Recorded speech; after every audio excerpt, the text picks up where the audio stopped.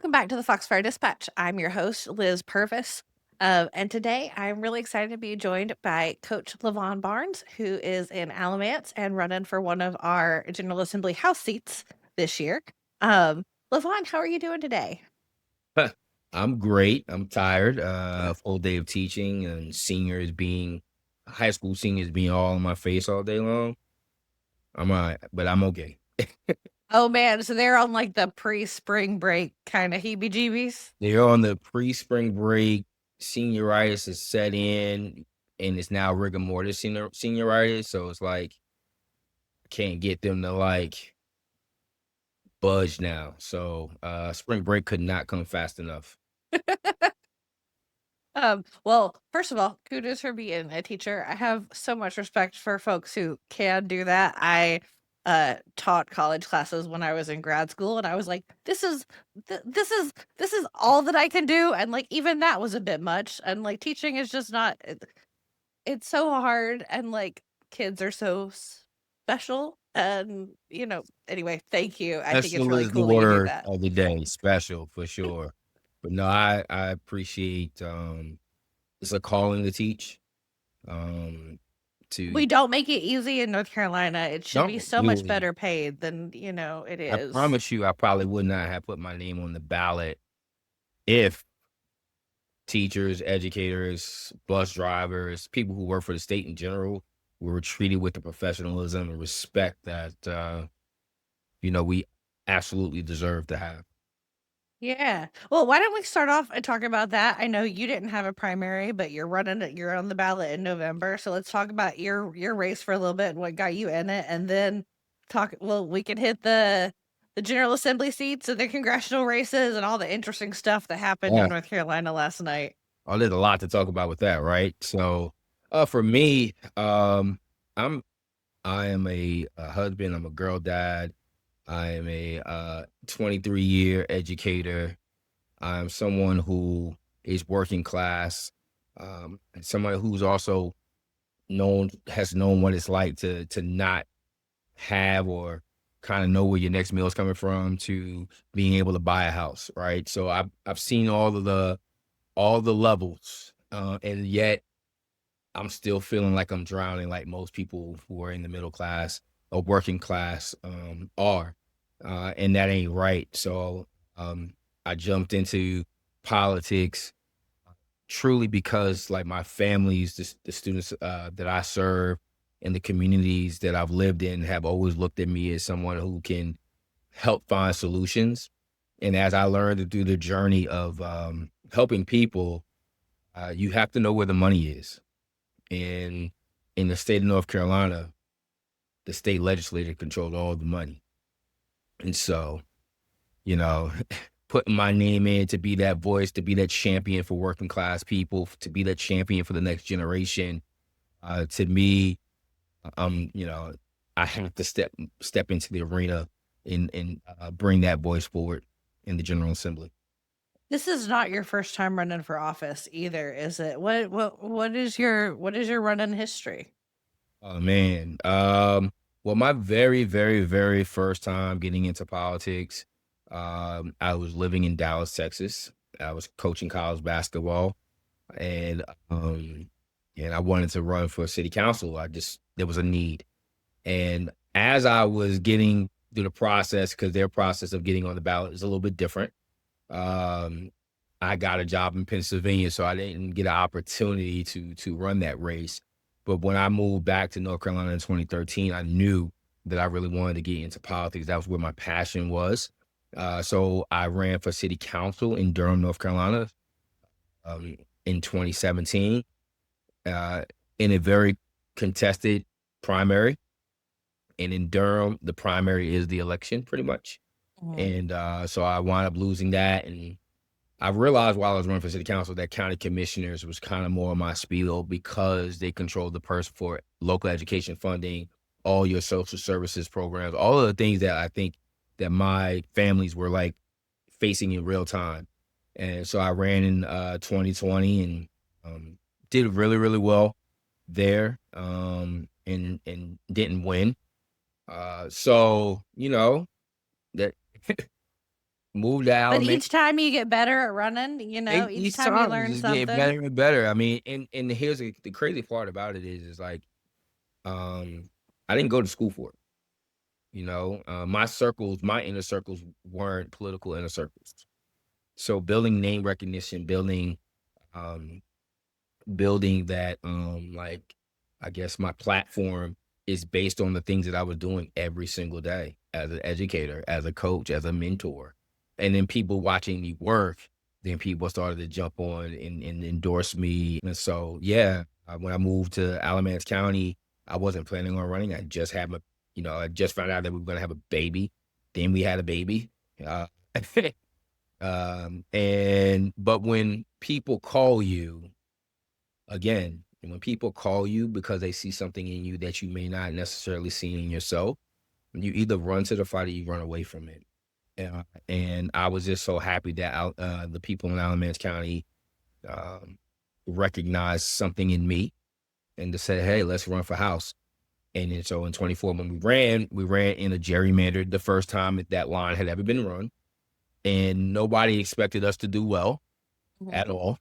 And it was neck and neck between me and the current incumbent, and we lost by like 4,000 votes. But I had the most votes in the history of somebody ever running that race, and so let's do it again. Heck This yeah. want to go ahead and take the seat. Yeah, Absolutely, absolutely. Well, that's exciting. I know Alamance is changing. I went to school at Elon, so I there you Alamance go. has a soft place in my heart. Cool. Well, I know we're gonna have you back on the podcast Yeah, in a couple weeks or a couple months, and we will do a deeper dive into your platform and your plans for when you take office, and we do things like pass a budget, yeah. in the General Assembly, just small things like Let's that. do that.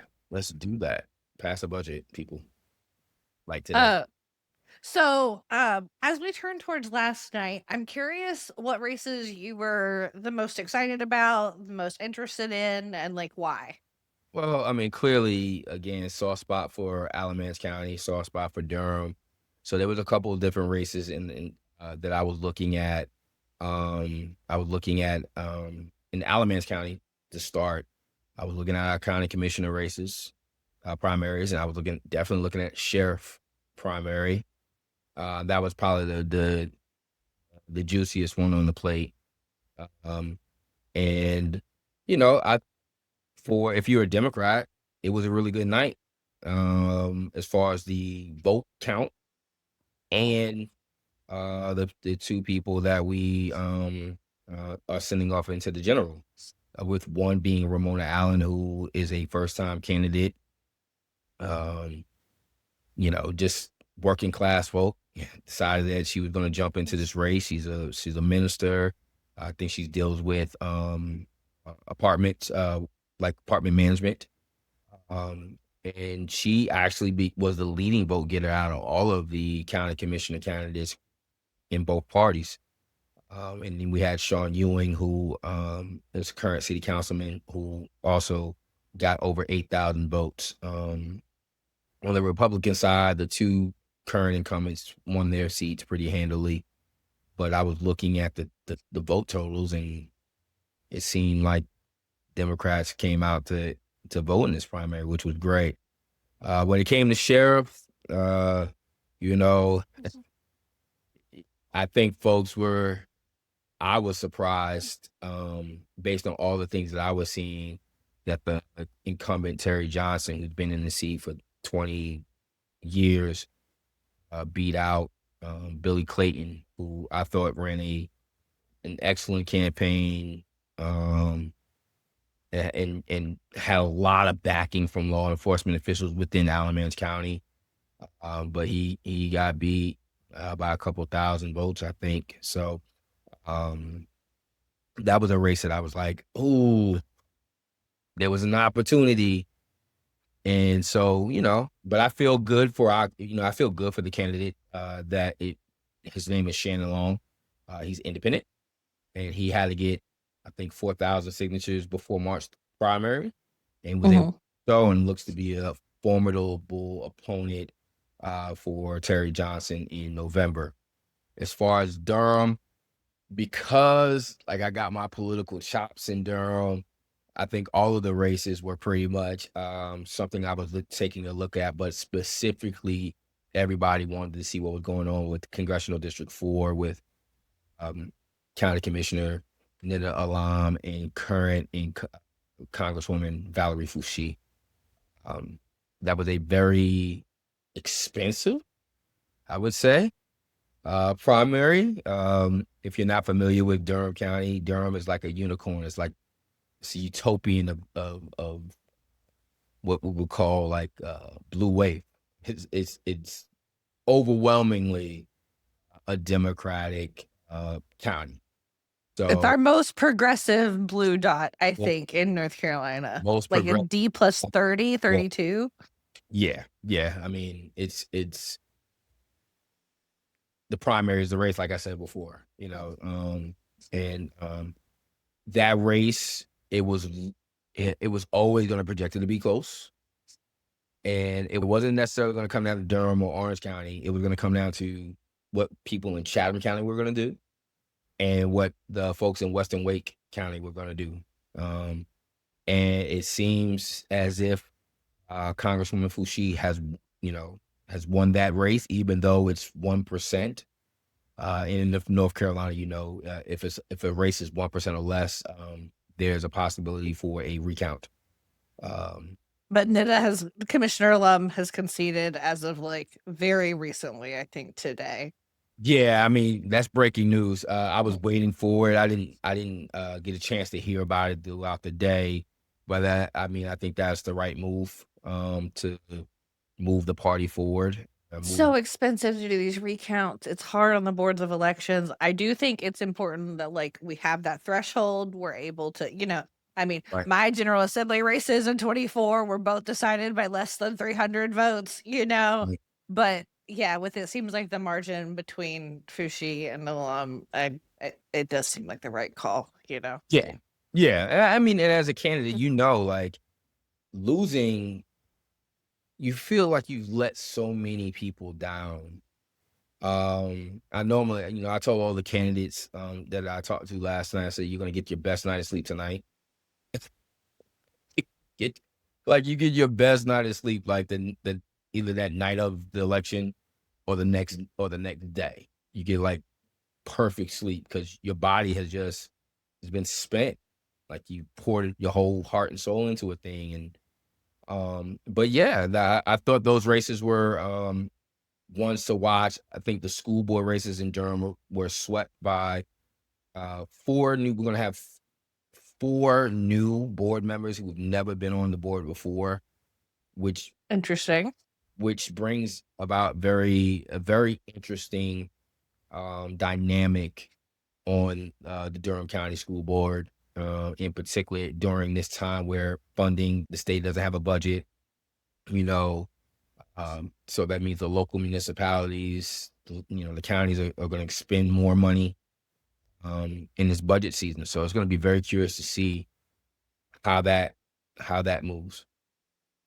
Yeah, no, Commissioner Allam had actually come on the podcast last fall, and part of what we talked about was how the county commissions like are needing to fill in these giant gaps of education funding. I mean, we see it in the Granville schools have like a $53 million repair deficit, but like a $1.2 million budget a year. They can't make a dent in the things they need to do, Right. And primarily we know that's because of the lack of respect that the state, um, the our GA has for public education. We are constantly promoting that we're number 1 in business, but we're also number 50 in what we fund public education. We grotesquely, I think that's the word, I don't know, Mhm. time right now, underfund public education, which is a constitutional right in the state, and it's within surgical precision of trying to, in my way, say we're going to get back to segregation in North Carolina, right? No, yeah, you're absolutely right. And yeah, so like, yeah, it's going to be tough studying these next couple of years.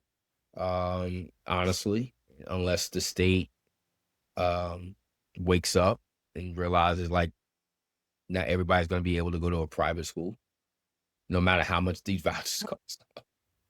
So yeah, well yeah, things like this are why these primaries are so important. Just this is the aside from the primaries on like a policy standpoint, I would be so interested in a mechanism of raising the wage at the state ledge and like tying it to teacher pay in North Carolina. Like I think both the legislators and the teachers $75,000 a year, like minimum, you know? Like Love that. and so how do we pay enough for like it to be possible to do these legislature jobs and like do it well without having a second job? And how do we make sure that teachers don't need to wait tables in the summer in order to pay their bills too, you know? Yeah, or live in their car. Mhm. Yeah, I mean, I think what we need across the board is a level of humanity, right? And a level of grace, understanding that um, I think anybody who's in education, when I say educators, that also includes like our bus drivers and our, The health workers and the counselors and in the the ladies and cafeteria, gentlemen in the cafeteria, yeah. right? Like if we really want to invest in the next generation, these are the people who are setting the tone. Every single day, I guarantee you that these kids know more and have built a stronger relationship with folks who are in education than they do with their own family sometimes. And so when we have like snow days, snowmageddon and snowpocalypse that happened like last month, and parents are like, "Oh, I can't wait to send these kids back to school," right? It'll let you know the level of importance of education and why we need to fund it in a way that is respectable. So without you can't get a job without somebody teaching you how to do a thing. So let's like stop playing games and using public education as a pawn chip to pass a budget and just pay people. Period. Yeah. Yeah, no, truly.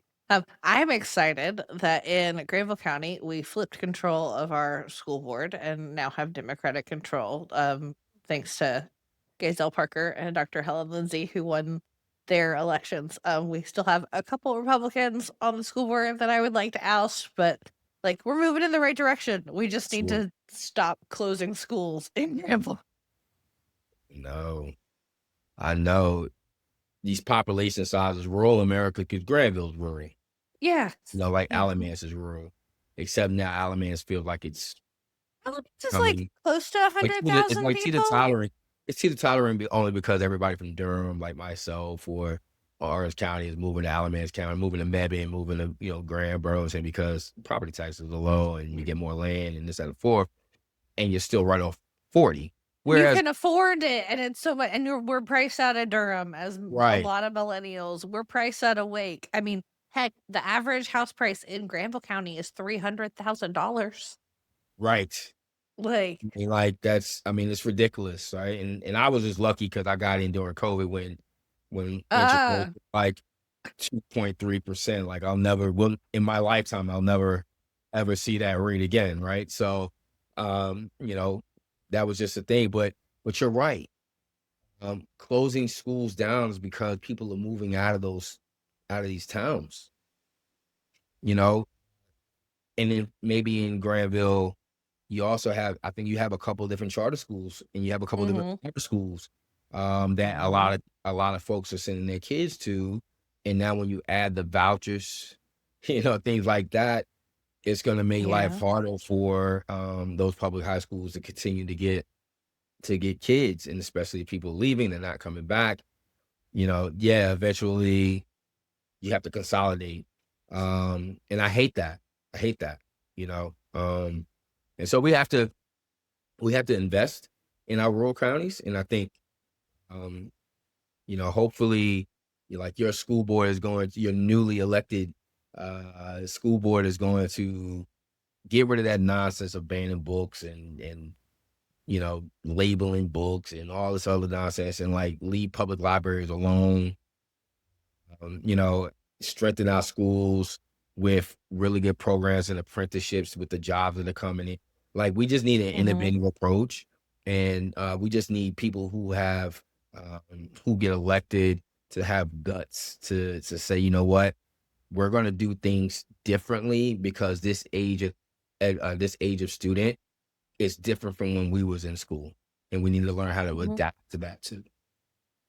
Yeah, no, you're absolutely right. One of our county commissioners who got elected to a full term last year talked about that in the fall about working with the schools on like apprenticeship programs and different educational pathways. Cause like you're right, school and students have changed and it's our job to adapt and give a good equal education that looks different than it did 20 years ago Yeah, cause it just does. yeah, yeah. So another race. You're thinking about these races. I thought what'd you think about the Cooper race? The Cooper blowout. That would But be. I mean, I was thrilled to see that there were 200,000 more Democratic votes than Republican votes, I think I always want turnout to be higher than it is, Right. but I think Yeah. we did perform higher than we did in 22, which was good. And it seems like Democrats are more united around Cooper than Republicans are united around Watley, and Yeah. that is a good thing. Yeah. Yeah. Absolutely. I think from the very onset, it was like the secret that everybody knew, but nobody would say. Is he going to jump in? Is he not? Is he going to jump in? Is he not? I didn't bat my eye for 2 seconds. I knew that Governor Cooper was gonna jump in this race, um, because we had regardless if, Tom Tillis was gonna resign, not run again or not. I was excited to endorse, Governor Cooper from the very onset, and, I think that he has a vision, that he's carrying over, to be honest with you, from his years as governor here, and I look forward to calling him Senator Cooper. I do. Yeah. Yeah, no, I think he's a really well-equipped candidate to turn out for a statewide race, as we've seen, he's been able to do it before. Um, and I am really hopeful that his fundraising will trickle down to our state-led races and hopefully even further down locally than that. Well, let's get ahead and put that out there. So I know that Governor Cooper's got to be a fan of your show. And so, Coop, you heard what Liz said. Trickle some of them dollars down ballot races. I mean, we have some very critical races in 26. Not even just a Senate race, but our Supreme Court race is a must win for Anita Earls. Um, I mean, I've known Justice Earls. It goes back to them Durham ties, right? I was her precinct chair. No way! Yeah. Oh. I was her precinct chair for the longest time. And here's what I can tell you about Justice Earls. She never missed a precinct meeting. She never missed a county organizational meeting. So, you got somebody who, before she won her Supreme Court seat, was coming to these meetings, and then now you're Supreme Court Justice Anita Earls, and you're still coming to. That's how down. And I could text her right now and That's be just that's not every elected. Like, that's no, such a rarity. no, Like, that's so cool. no. I mean, the true definition of a superwoman, a heroine, like a just like if like I would aspire my daughter to be like not just like her mother, but like if we're looking outside of like to Anita Earls, I think so highly of the person, and I think that matters more than like the office. And when you look at who you want to vote for, is who's the person, Mhm. right? Does that person stand on business? Does that person stand on their character? Um, is that a good person? And I get it. Not all good people will make good electeds, but I think somebody who treats you the same and doesn't look down on you and looks and talks to you and not at you. I think those are great attributes for somebody who wants to run for office. And she's like, you know, her like between her and Cooper, and as far as like when you talk to them, you feel like like you're somebody within the conversation, even though like you're speaking to like, oh shoot, that's Governor Cooper. Oh shoot, that's Justice Earls. They make you feel at home, and that's amazing. She is she's a wonderful speaker. She's come out to Granville a couple of times, and she's going to be our keynote speaker for our county convention. I'm so thrilled that she's like able to come out. She's just been such a great speaker, and she seems to me like that is a great lady, like capital G, capital L, great lady. Shout out to Justice Earls. Make sure you make it to your county. We got to get her elected, and if I were right. so lucky as to have her on this podcast, I would be so delighted. Yeah. So you got that. You got Senate. You have Supreme Court. You have Court of Appeals. All the judges' races that kind of get overshadowed a little bit. The Waylon Walzik race was an interesting one for politicos across North Carolina. That was a surprise one for me. I was also surprised just because, I mean, I'll admit, like, sometimes if they feel like fundraising says something, and that he had fundraised so well, I thought, man, he had it more in the. I backed James. He was on the podcast. He's a young Democrat. He, was on the Riggs case, sharing for those. I know you know this, but obviously not everyone who listens is. I did too, and I don't have a problem like disclosing who I vote for. I mean, it is what it is. But yeah, I think I voted for him specifically because of the Riggs case and the work that he put in. I thought first of all, both candidates are great candidates. When you have two great candidates, it's like, either or. I'll take, it's not a but, it's an and or. He is eminently qualified. He was also very qualified. Yeah, absolutely. But that race wasn't even, I don't even think that race was close. When I started looking at the numbers, it was a blowout. No, and interestingly, so I was interested in so Granville overwhelmingly went for Waylon. But also we have a terrible picker on the judges. Like we have consistently not gone for the Democratic judges for years. So I'm like, cool, my work cut out for me. We gotta turn this ship around and be like, all right, it's Christine Walzik now. That's who we're going for. Come on, guys. Let's get Judge Walsh again. And Alamance County actually overwhelmingly went for Christine Walsh too. So cool. Okay. There is a lot of appeal there. I think we had a SEC meeting and they both spoke. I think that kind of like in a lot of ways, she did a really, really good job in that particular SEC meeting.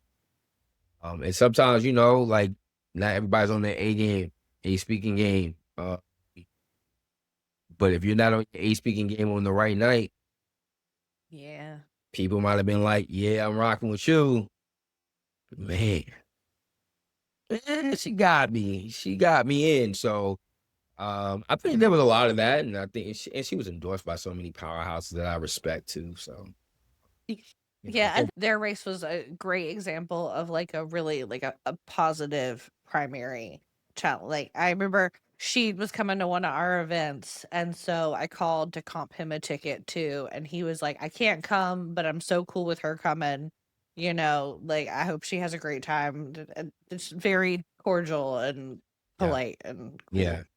Unlike the race I know you really want to talk about on the Republican side, that every Democrat was following probably more intently than anything else was District 26. I think it's Senate District 26. Agent Berger. Berger. Two votes. Two measly little votes. I was telling one of my campaign team, I'm sure you know Will Sands. Shout out to Sands. Yeah. Don't get hyped, Will, that I just shouted you out. But I was saying to him, like, what the heck was going on in Guilford County? Because Guilford County is the county that kept Berger in the race because he was getting smoked in Rockingham County. I mean, like, I was looking at it like, oh my God, this was going to be the biggest upset / blowout maybe in North Carolina politics. And as the night progressed, same thing with like Nida and Foushee race. Like when those votes start coming in, they start chipping away, and then I was like, all right, he's only up 1,000. Now he's only up 300 votes. It's like, all right, well, what's going to happen here? And then for the final total to be, I think it was 61,077 versus 61,075. Sounds right. Yeah. This is what I've been telling people all day. When you say your vote don't count, you look at this race. Mm-hmm. We're not talking. Truly. We're not talking about the local dog catcher race where you might have 300 people in town and it was 151. We're talking about the man who is holding up the state's budget for 2025 in the year 2026. And I think we're on 247 days in county without North Carolina passing a budget, which we are the only state in America that has not passed a budget. What does that tell you? With both chambers are Republican, by the way. Mm-hmm. I mean, like 2 votes separates like maybe a new era in North Carolina in the dawning of a new stretch of leaders that might focus on the things that are constantly being stalled. Now, this is not an endorsement for Sam Page at all because I think he's a nut. So, I mean, let us be very clear. We're not fans of the Republican in the large hat. Absolutely not. Absolutely not. We just don't like this marmy little bitch who's been in the Senate. Exactly. And his son that's in the daggone Supreme Court that keeps rubber stamping everything that his daddy tells him to do. But yeah, like, and I think that race is going to be ugly. I don't think that race is going to be, if I was Sam Page tonight, I'm doing what I just saw that he did. He's already going to question the state auditor's impartiality because the state auditor was out like whole green and shit for his fucking yeah. So like this is going to be very interesting, and I feel like this is going to be a rift in the Republican Party, regardless of anything, because the connection between Alamance and Rockingham race was our Senator Amy Gailey popping up at Sam Page's house with a love note on the door cam. Please won't you just not run? But then I want people to realize the reason why we don't want you to run is because if Phil loses, his fundraising is more than half of our fundraising that we get, and we just want to keep the Democrats out. We want to eliminate the Democratic voice. I say, Amy has to be from Alamance County, of course. So, I'm very curious to see what that's going to be. I heard Trump asked Sam Page to be on his cabinet. He was going to give him a cabinet position. Somebody said that the other day, and Sam Page was like, no, I'm good. And then what happens after that, right? So like what happened? We have a really good candidate running in that race. So it is great that we have obviously Page is showing that he is a stronger Republican candidate than Berger, for the current right state of things, but a lot could change between now and November. The fracture in the Republican Party could make it easier for the Democratic candidate to have a winning vote share. And yeah, Dr. I want to say Lusky, but I'm thinking I maybe don't It's have that name right. Is it Luking. Luking? Yes, and he ran against Berger last time and gave Berger a push, right?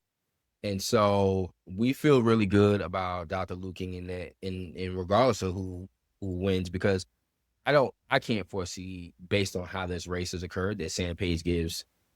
Um, if Sam Page should happen to lose by a recount, that he gives Berger any endorsement, and I don't believe that Berger will give Sam Page any endorsement. So, now you have half your electorate possibly looking for something different, which bodes well. Mm, I mean, hmm listen, this implosion that we're starting to see is because of their own doing.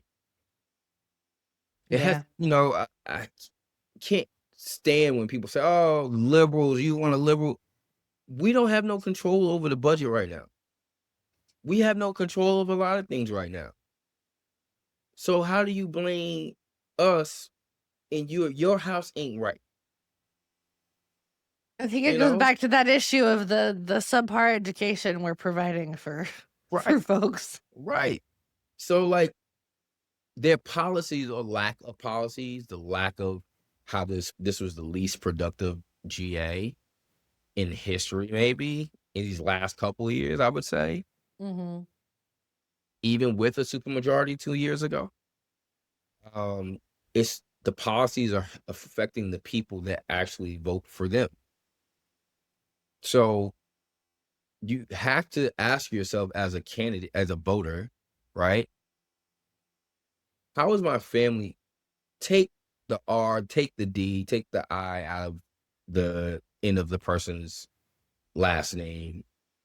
Has this person proved that they're helping my family, or has my family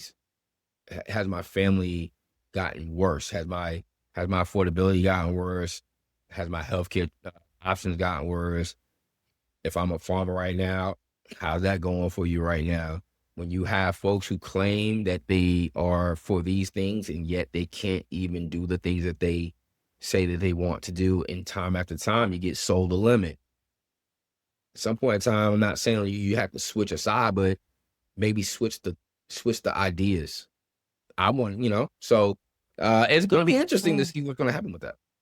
Yeah, I mean, not to pull us out totally to like the big geopolitical things happening, but it's just like, well, we sure have fucking money for war and bombs and active duty deployments, but where is our money for healthcare subsidies and like s- clean school buses? It's all a matter of policy priority and what we It's choose to my fault. fund. It's your fault. We don't have it. This is the reason why we don't have it. It's our fault right here. Progressive mindset it's, it's, it's our fault. But you're right. Um, well, I probably have a post coming out. The cost of one of these ballistic missiles, right, that we've fired off could be upwards to $100 million per missile. Now, I want our country to be safe. I believe in making sure that we protect, the home front. But if we made 30 less ballistic missiles at 100 million or up to 100 million a clip, and we gave that money to states so they can fund their local education, so they can get the mental health programs, so they can do, I don't, Medicare and Medicaid and expansion, like, yeah. when you add it all up, like we can't get, once we shoot that missile off, we don't get that missile back. Yeah. Yeah. $100 million, that's $100 million shot, and you better hope that we hit what we're supposed to hit. Unlike, unfortunately, a school, and like, you know, they come up with excuses. And that's the part. Like, imagine if that school was here. I mean, we have to, like, again, go back to the humanity of this whole thing. You don't have to agree with every policy that Democrats have. I don't have to agree with every policy that Republicans have. But we can't sit here and say we're this partisan, we're this divided, that we're so far off from what we want for each other's families that we can't meet in the middle somewhere. Mm-hmm. That we can't hold truth to power. You can't talk about freedom and then your laws restrict freedom. You can't talk about I'm a patriot, but I'm a constitutional person, and yet the person who's in charge of everything is not a patriot and he doesn't follow the Constitution. So, like, you can't have it both ways like that. Either you stand for what you stand for and be 10 toes down on it, or you call a spade a spade. And I'm optimistic that people are starting to feel like, yeah, he's selling us this lemon, and I'm not gonna fall for the lemon this time, you know. And at the same time, I'm so tired, like you, of waking up and seeing like the first thing you do as when you go on your phone or you turn on the TV to get ready for your day is like, what the hell did he do today? What did he Mm-hmm. do last night? Like nobody wants to continue to wake up feeling that stress of, you know, that type of stuff. So, um, I think I all Americans would like to maybe not have the first thing we think about be like, what did dear leader do this morning? right, man. I'm just trying to eat my Cheerios, man. I'm trying to eat my Fruit Loops with my goat milk today. I don't drink oat milk, by the way. I'm just saying that, for the people who do drink oat milk, to each his own. But like, yeah, I'm not trying to like constantly feel that. And then I have to go to work. And then I had, and then like, you know, as an educator, then it's like I've taught Iranian born kids before. Or I've Mhm. taught kids who have family that's from the region. Yeah. How do we not talk about this? How do we And then not? how do you navigate that the work of figuring out how to have those discussions with other Right. people's kids as an educator and wanting to be truthful and show up as your whole self and give them the view of the world that makes sense and is accurate to you, but also, yeah, it seems like an incredibly hard line to have to walk. Yeah. So that's why elections matter. That's why elections matter. And you know, your vote, like you need to vote for candidates who are gonna make the correct decisions and not the decisions that just are gonna appease a person, if that makes sense. Mhm. Yeah. Mhm. Yeah. Well, I think that'll take us a little bit over to the congressional race for District 13 that I was super excited about. I think Paul Berenger won that race pretty resoundingly for the Yeah. Democratic candidate. Brad not won for the Republicans. We knew he was going to win. Right. Um, but I think Paul is one of those candidates who shows up for his values and also like in a cool story, used to be a Republican, right? Said Right. said that's not right. Said I can't be a part of this anymore, and I'm gonna come caucus with the Democrats because I think this is the successful way that we're gonna go about combating all Right. these bad Republican things that I'm seeing in the world. Yeah. And now he's our Democratic nominee. That's crazy, isn't it? It's crazy. That's crazy. That's absolutely crazy. But you're right. I mean, I think that we need to have more of that. We need to have listen, I want to also shout out like a K bar. Yeah, yeah. Like, like listen, if I want to get my voice heard, I want to do a thing like I want to I know I can't win, but like I want to get these views out. I love the fact that we have had candidates who you know figured out like what the direction is that they wanted to go.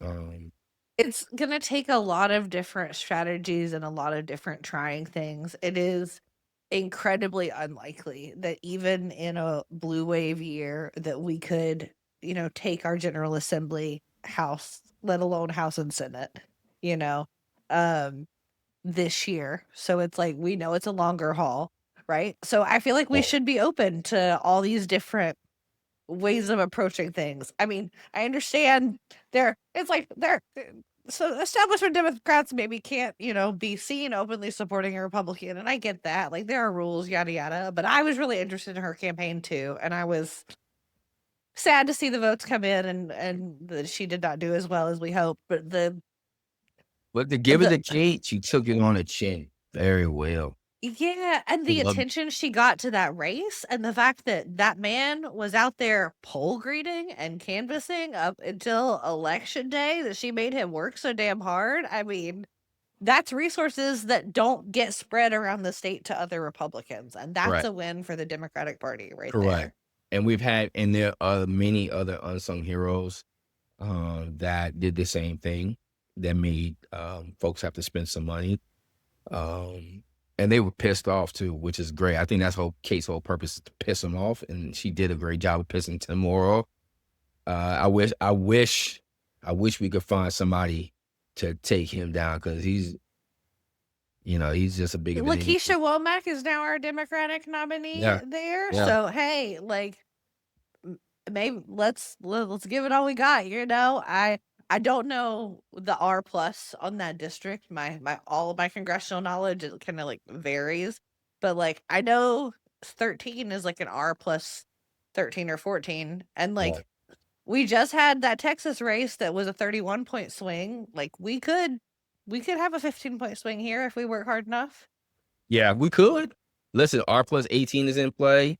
Um, you have I was view anything that's like almost 20 and down in this cycle Uh as huh. not something that people should sleep on. I think I think that people are voting not just party, they're voting like against what they're seeing federally Hmm. and clearly what they're seeing from a state perspective, right? And not passing a budget is unacceptable in anybody's house. If it was Democratic strongholds in vote and we didn't pass a budget, I'd be frying up the Democrats the same way that I'm frying up Republicans, and I think that's fair game. I don't even understand why they're not in Raleigh right now, based on the fact that we don't have a budget passed. It's like they should be. It's like you should. I'm all for raising the wages, but also you should have to go to work. And if you do Yeah, not go to work, no pay for you. right. Exactly. So, yeah, like, I'm hoping that North Carolina wakes up. I'm hoping that we actually truly like say enough is enough. Something different. Give me something different. You know. Yeah. Um, but yeah, so like that race, and let's talk. You know what else we're forgetting about? Honestly, the the three primary flips for Dems. Yeah, so Carla Cunningham, Shelley Willingham, and Steve Majid, all incumbents of the House who were ousted by shoot. I don't know that I'm going to be able to. So let me see. You had um Reverend Sadler Reverend Sadler, Patricia Smith. and oh, we're going blank here. Oh, Oh, like I need to look this up right quick. yeah. I'm like, I've got Same the old time. SBE website right now. So like I thought that was a really dope. Well, first of all, there's a lot of when it's all said and done and the movie gets made, and people talk about how did Democrats don't primary other Democrats in certain ways. These were three Democrats that caused harm Mhm. in the state of North Carolina. These were three Democrats who, knowing that we have a razor thin um, um, veto proof minority, to be honest with you, that voted to override, you know, legislation from the governor. and they had to go. And this is a prime example of why, yes, I believe in term limits. I believe in, um, I believe that the parties should be endorsing other Dems. I don't see why we should not, but I think everybody has a start date and an end date, and nobody's born to these seats, and nobody should be able to die in the seats. Um, you know, You get and out of touch when you take power for for granted, just sure, like on a fundamental level. for sure, and we have to remember, like, yes, being a Democrat is a Big Tent party. We are welcoming to everyone, and we we're not all gonna agree to everything. We're not monolithic, but there are certain things that we need to be. Hey, everybody needs to toe the line. And some of the things that those three representatives, Issues of equality, we all need to toe the line. We all need right, and to, like and not tear down like democratic ideals in our failure to uphold a democratic governor's veto. Valeria Levy is who yes, ousted yes, Majid. yes. So, like, we, as a Democratic Party, we had to make decisions on that, and I thought we made the right decision to primary those three particular candidates. Yeah, I think it sends a message and sets the tone. Yeah, I think it's like it might be useful or interesting for people to know that the North Carolina state Democrats took away the voter database from these three electeds because of their Yeah, voting I behavior. wasn't sure whether or not The- that was out there yet, but I guess it's out there. it's out there. I'm also on the executive council, so So am like I. So that's why I forgot. Like, we're both only we both voted for. Yeah, we vote unanimously. By the way, it wasn't even. It was pretty unanimous. It wasn't. There was some back and forth, but like, yes, I think like it sets the right tone that we can disagree and we can vote against policy that in our because all of our districts are different. So if there's something that your district needs and it's going to positively affect your district, I'm pretty sure that those conversations are going to be had with the caucus prior but to. saying all cultures are not created equal, not cool. Not Correct. cool. Yeah, Fundamentally not cool. that's correct. And when you have to go. That's not what we stand for. That's not a positive representation for us. I mean, and we would have added a fourth one, but he's sitting in jail right now. We would have primaried another. We would have primaried the other one, but he canceled himself out like a big dodo bird. So, um, you know, Yeah, thank goodness he resigned. It's good when people know that they need to resign and attend to some things in their own lives. yes, yes, and hopefully the justice system will Do what is give him needed. do Yeah. what it's supposed do what's needed, for that. So yeah, I thought that was a big story. That was a huge story. And that was kind of like an overlooked story in a little bit because I think a lot of people were looking at Page Berger and um, Congressional District 4. And so they kind of like didn't really cover but insider folks know how big of three for three on those flips was huge. Mhm. And folks were a little bit more worried about Carla Cunningham's race because she had built that was her district that she. I was in conversations like not 6 months ago that were like, we'd love to find somebody that can take on Carla. We can't. We've looked. So like the fact that Reverend Sadler came up and was like and put up such a great fight, like fuck Yeah, yeah. yeah. It shows how big organizing is, and not sitting on your ass all day.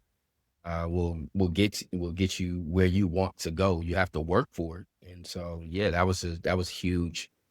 And I think it lights a fire on the Democrats, the ones who are sitting in seats that have been sitting in seats for a long period of time. Like, listen, toe the line in the sand. Make sure you communicate. That doesn't mean you have to be stepping and fetch it or anything like that.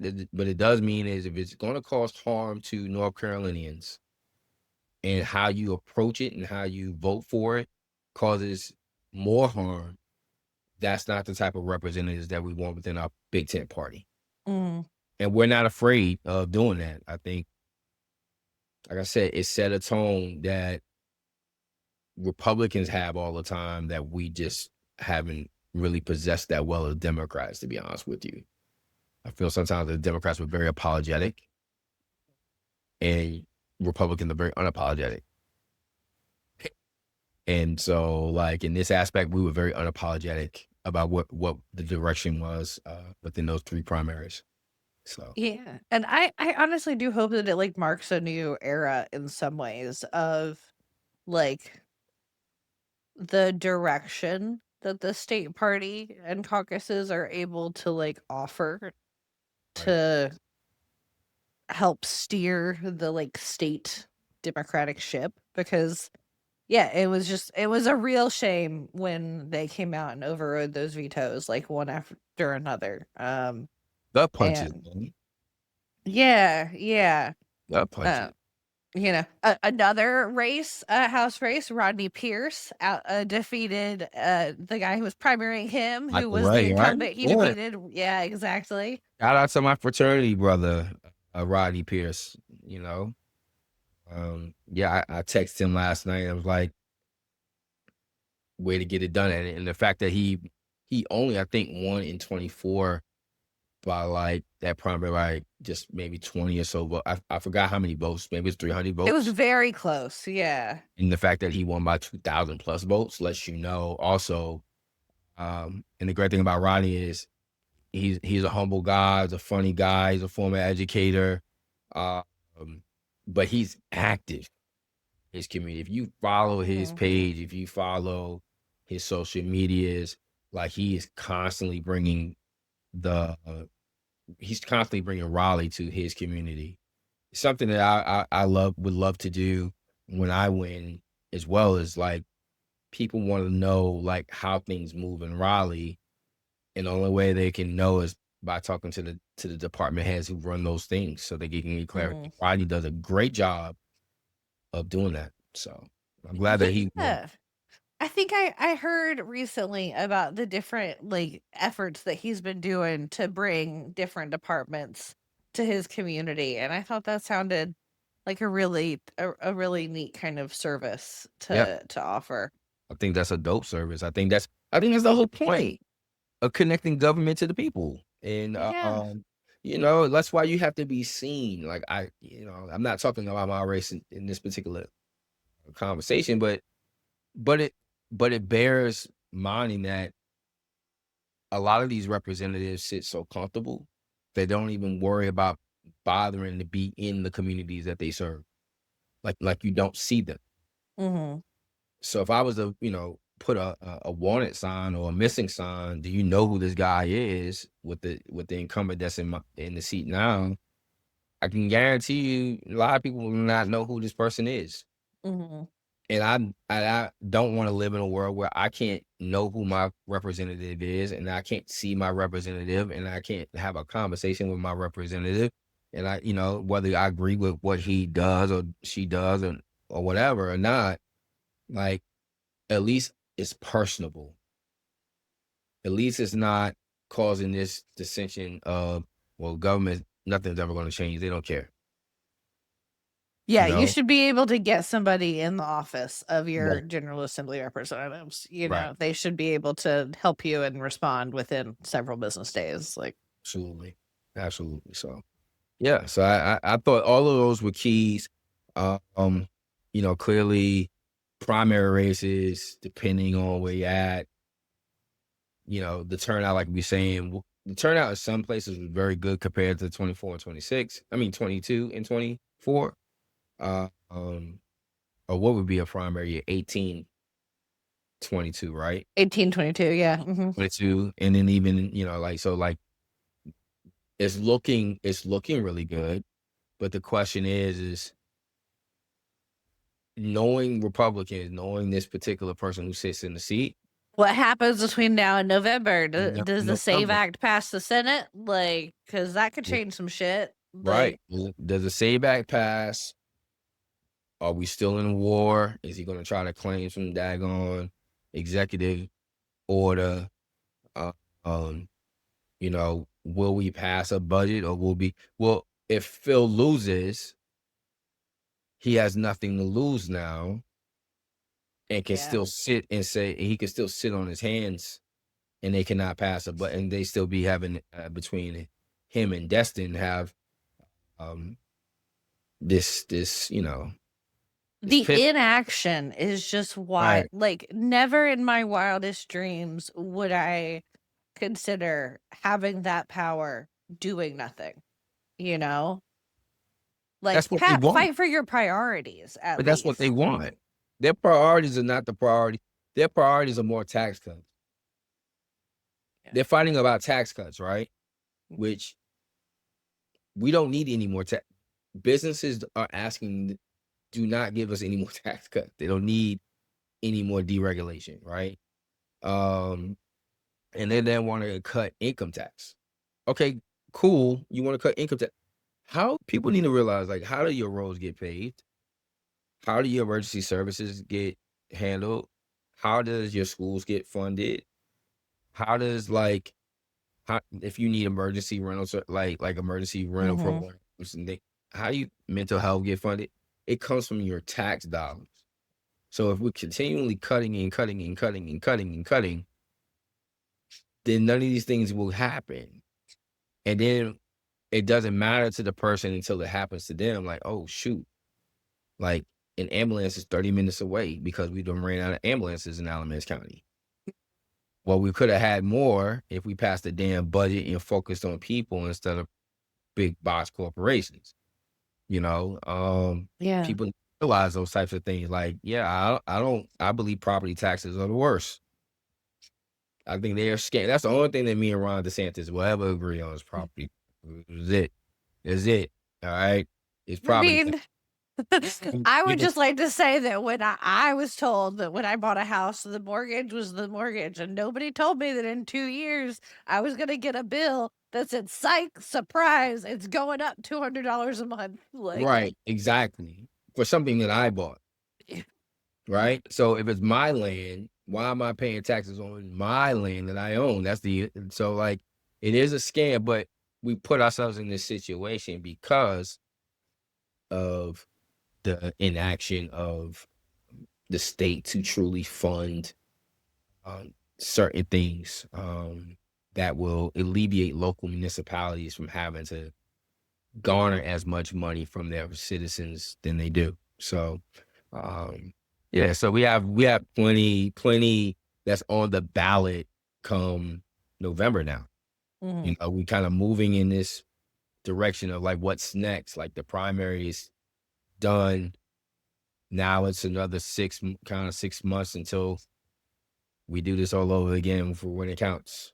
Right. For field, time Yeah. for field. Time for Yeah. yeah. One more race I just want to highlight, HD 32 that's in Granville and part of Wake County. Really care about Curtis McCrae won that race.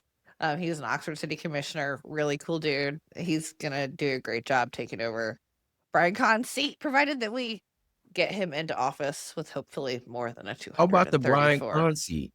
Yeah, yeah.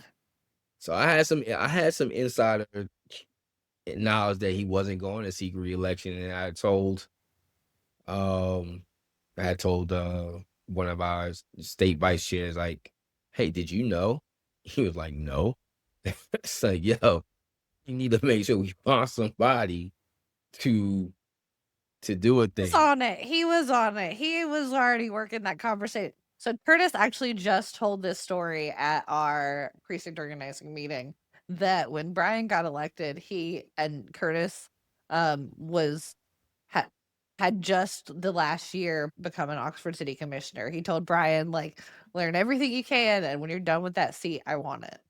Mm, And so that Curtis was one of Brian's early calls when he decided that he was not gonna seek reelection. So Yeah, also had a little bit of a heads up, but we did keep it a little close to the vest for which a is good. while, but, like, we had it, and it was Curtis also, was retiring and then filing, and the Hatch Act is important to him as an upstanding Right, person with integrity, right. um, so that was also, like, a factor there, but excited about that race, excited to, um, get with my second vice chair and That's the right. stakeholders and, like, work on a field plan for Granville County so we can I think we need to knock, like, 20,000 doors. So, that's the Y'all got plan. it.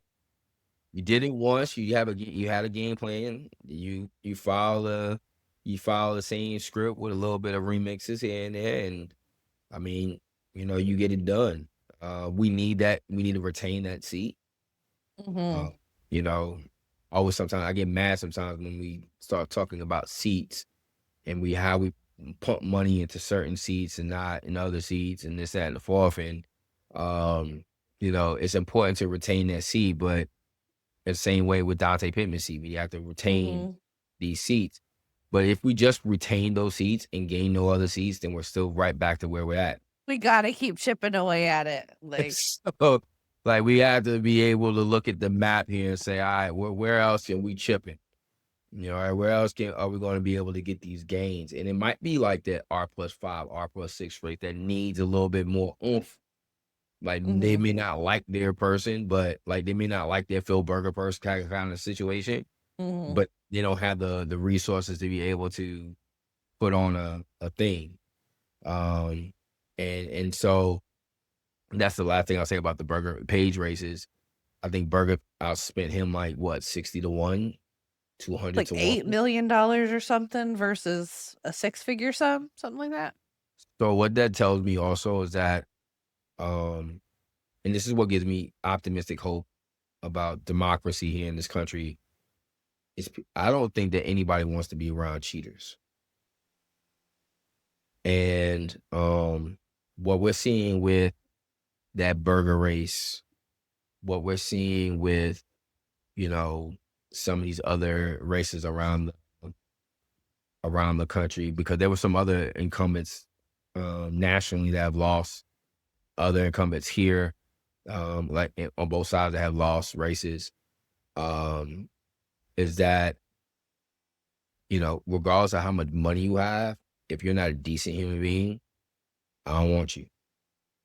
I mean, it goes back to that you're voting for somebody that you like, that we Oh, kinda talked about with Justice Earls. It's about the person that you're voting for, and, uh, there's nothing that can replace ground game for fostering that in people and, showing absolutely. up and shaking hands and kissing babies and Absolutely. There's nothing that can replace that, nothing that being seen. But yeah, like, you know, it's just one of those things where when your own people don't want you, your own county, where you live, where you rested your head, don't want you overwhelmingly, then it's gotta tell you something. Like, maybe I should just, regardless if I lost by two, like my own count, like where I put my head at night, I lost that by, I think page one is like 66% of the vote. Mhm. Right? Where I put my head at night, my own people don't want me. It's time to hang it up, man. Hey, job well done. You did you You run the Senate into the ground, that's point. enough. Job Just hang well your done. hat up. Move forward. Move. He'll probably run for Congress or something like that. Maybe he'll probably think about running for Congress or something. But it's time. It's time. And I think that's my hope in North Carolina now is it's like it's time for it's time for something different. You don't have to agree, but it's time for something different, because if we have just a majority one way, whether it was majority Democrat, whether it was majority or Republican, you know, that's taking out half the electorate or more. Nobody wants. I think people want balanced government. Mhm. Ultimately, they don't want one-sided government. They want checks and balances They want versus unchecked power, right. yeah. I want. I want to. Go to bed knowing that somebody's gonna say no. Mhm. Mhm. Somebody's gonna say, "No, this is not good legislation. No, this is not no." Right?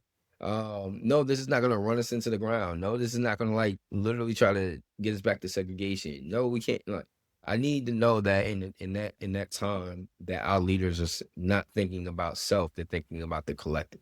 Mhm.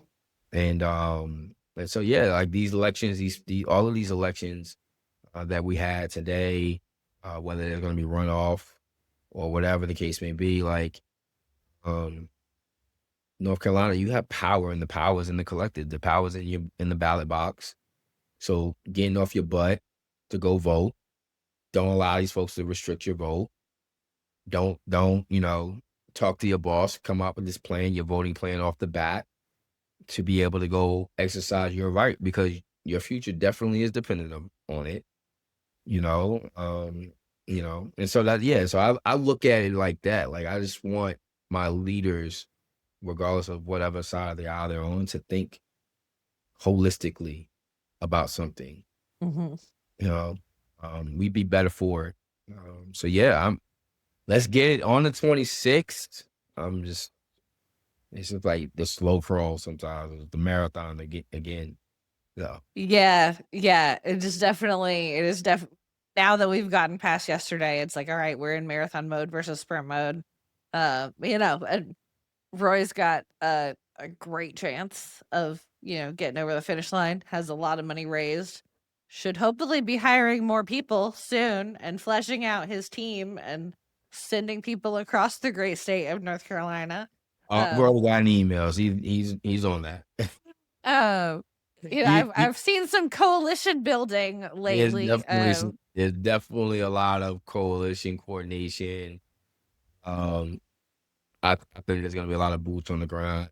I guess my hope for that is they play fair. Um, that Roy like, and I think that he does. Ultimately, down the line, is that down the ticket is just as important at the top, if not Yes. more important. And so is getting yard signs to all of your rural counties. Please and thank you. Please and thank you.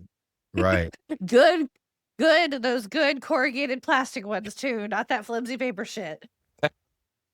Yes, the ones that ain't gonna blow away. Give us the good steaks, not the daggone ones that already been bent and already rusted up. Oh my god, I still have so many good Harris steaks. I was like, "Curtis, we have steaks for you. You just need to Yeah. buy yard signs."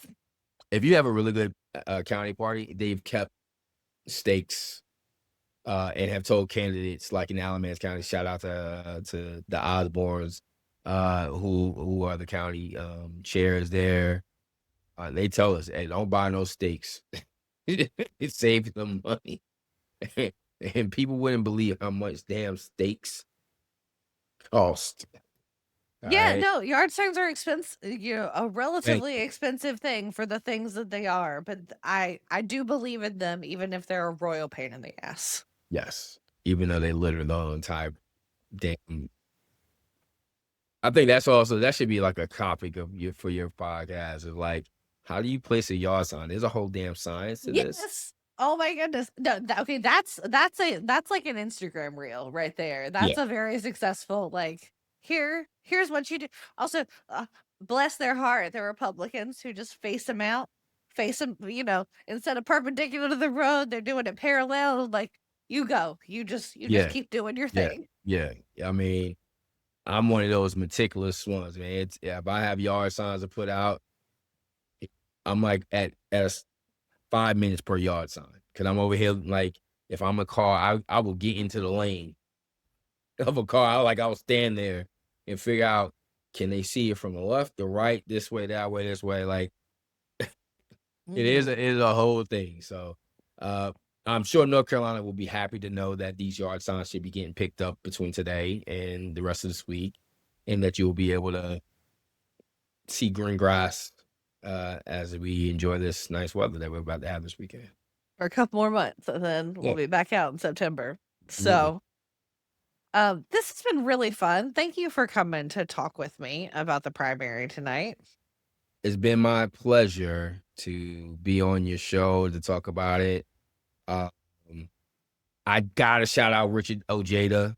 By the way, I'm Uh-huh. sorry, Richard Ojeda, CD9. He won his primary and will be facing Richard Hudson, and we feel really promising in that, and as that congressional district chair. I'm looking forward to working with Richard Ojeda. So shout out to Richard Ojeda for winning his primary as well. Awesome, awesome. And where can people find you? Where's your website or your handles Yeah. so they can, get on So you social and can whatnot? find me at LeVon for NC at Instagram and Facebook, or Coach LeVon for NC at all of those. You can email me at LeVon for NC at gmail.com, or visit my website, LeVonforNC.com, and donate to my page. When you're watching this, I'm an educator and my Rolodex is what it is. But here's the thing, I believe in you. So even if all of you and all of the millions of listeners that you have, because I'm going to put that in existence, even if y'all all chipped in $5, $10, that stuff matters in a race like mine. And so please visit LeVonforNC.com for how to donate to my page as well. Awesome. Well, thank you again for being here with us. Thanks for joining us for this episode of the Foxfire Dispatch. If today's breakdown of the political climate in North Carolina and our most recent elections helped you make sense of the noise, please share this episode with someone who cares about the future of North Carolina. Drop us a note on social or email us at thefoxfiredispatch@gmail.com with your questions, stories, and ideas for bringing about a better South. We put out episodes on Fridays, and if you like our content, you can find us at the Foxfire Dispatch on Instagram, YouTube, and Blue Sky, and Foxfire Dispatch on TikTok and Twitter, aka The Bad Place. We would be especially thrilled if you would subscribe on YouTube. Our music is produced by John Fitz, and the Foxfire Dispatch is written and executive produced by me, Liz Purvis. Until next time, remember, we are who we're waiting for. Now go get in some good trouble.